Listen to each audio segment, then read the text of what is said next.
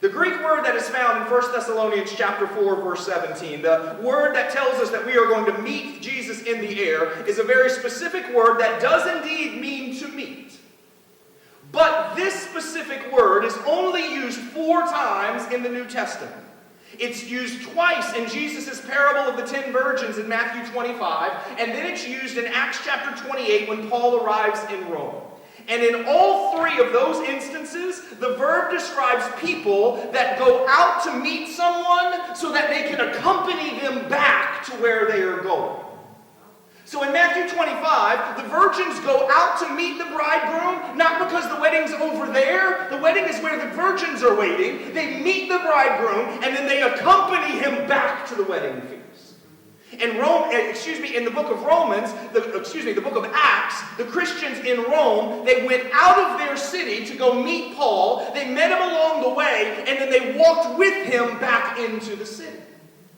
If the verb is used the exact same way that it has been used in every other place we find it, then in 1 Thessalonians chapter 4, that verb is describing the dead in Christ and the living believers being caught up in the clouds to meet Jesus and then accompanying him, coming with him as he returns to the earth to establish his kingdom.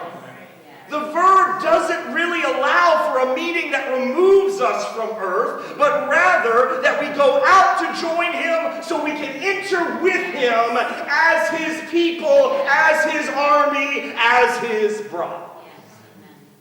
I won't draw a conclusion, but I'll ask you to ponder over them. But let's move past it for a minute. Right? Because we get so caught up in the timing that we miss the purpose. See, here's the problem with everything that I've mentioned so far. It's all focused on either the condition of the world or the desire of my heart. Which means that for many of us, the return of Jesus is not even about Jesus. The return of Jesus is about what the world needs or what I want. How dark the world is or how scared I've become. It all becomes about me. And unfortunately, that's a big part of what the Spirit of God is trying to change in us.